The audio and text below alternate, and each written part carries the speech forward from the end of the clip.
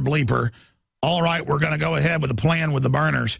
And we cut the spaces out of that for radio. You can go hear where the guy's going, okay, place the burners. He goes, like we talked about in private. Yes, place the burners. Do it. We ought to just air the whole thing. I mean, it's so ridiculous that they would do this and think we don't know what's going on. Okay, we'll go to Ron in New York, former police officer. If it's the Ron I know, he's been giving us great info for about 13 years. We got to move quick, Ron. What's your take on this whole situation? With Dorner, I thought it's strange. They now said, you know, there's always weird things every time something like this happens. It never adds up, it connects right. They said that they found his driver's license near his body. Now, first off, how could a driver's license survive that inferno? Second off, why would a guy who didn't care less about murdering a number of people, like a good citizen, carry his driver's license around like he was afraid that he was, you know, going to get stopped for a speeding ticket?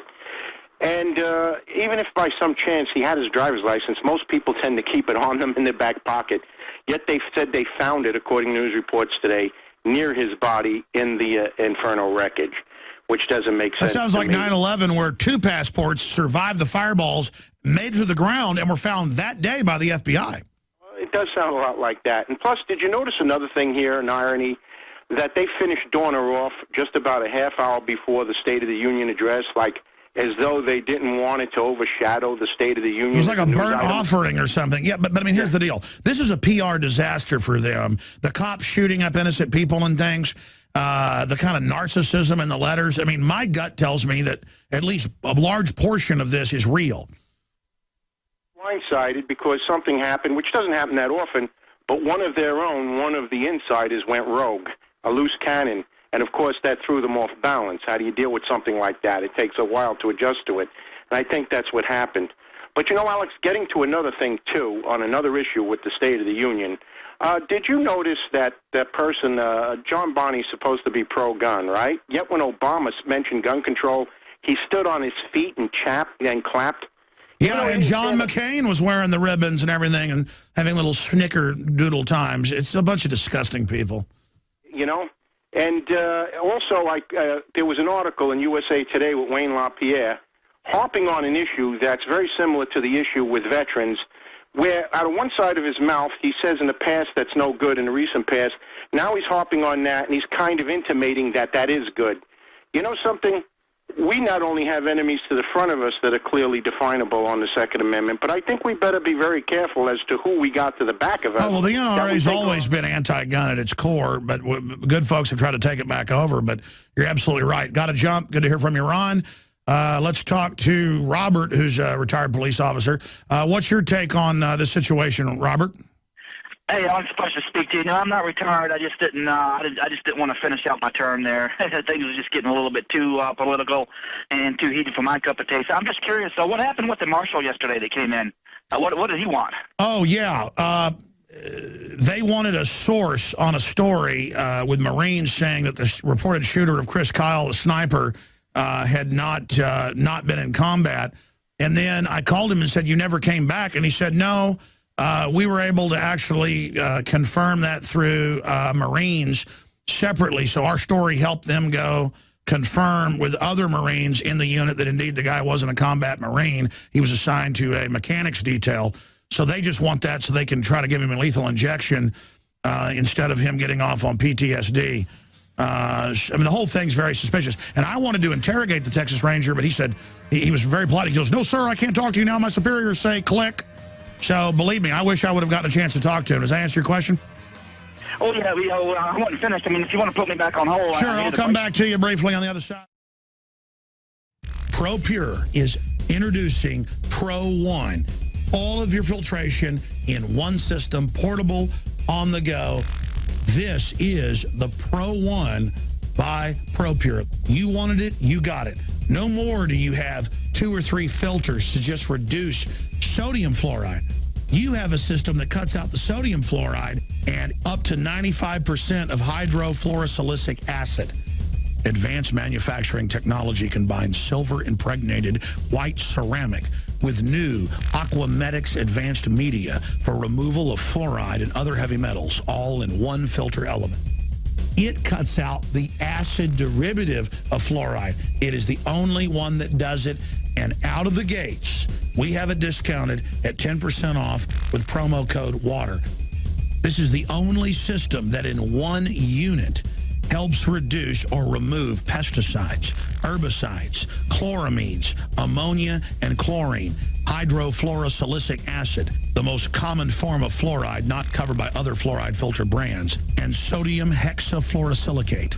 This is a revolution against the tyrants. They love putting the toxic acid base of fluoride into your water. They love the fact that it's an adjuvant supercharging the trace Prozac in the water and the hormones and the other chemicals. By cutting out fluoride, you cut out the turbocharger in all the poison being artificially introduced into your body. This is what I use. It's a win-win. You get a high-quality product at the lowest price. You support the InfoWar. Get your Pro Pure with the new Pro One filter today at InfoWarsStore.com or by calling 888-253-3139. Now, I get the fact that the system almost always lies, even when the truth would serve them. I just don't see why they'd stage this when it's a PR disaster. But who knows? They burned up whoever it is in that house. It's like John Wilkes Booth got burned up in the barn, the guy that supposedly shot Lincoln. And we know he had accomplices. So, I mean, it's just they always burn them up. So, is this a conspiracy too? I don't know anymore. All I know is Obama is up there on television saying if Congress doesn't put carbon taxes in, he's going to do it. Unbelievable.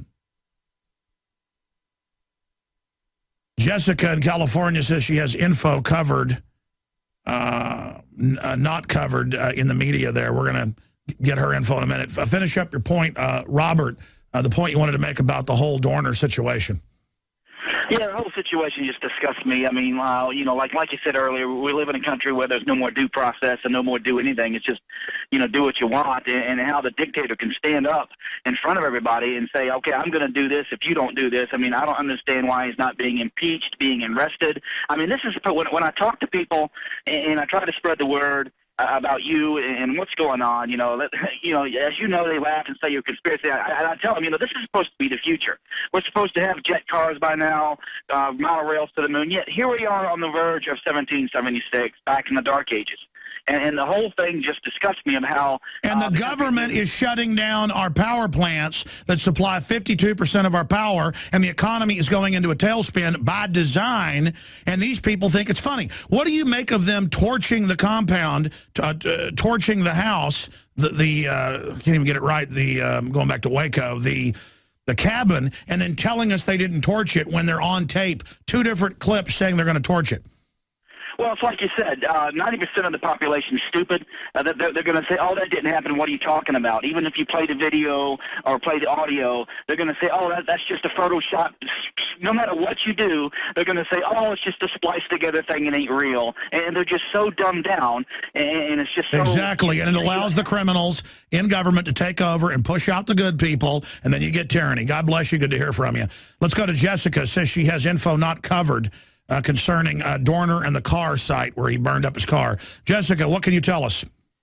Yeah, I was just calling because the day before all this happened, up the street, I literally lived down the street from where it was, but up the street there was a controlled burn. The fire department has signs and stuff, but I just thought it was a weird time of year to do that, considering we have snow right now, and it was very small, and it was in the same area where his car was found the next morning.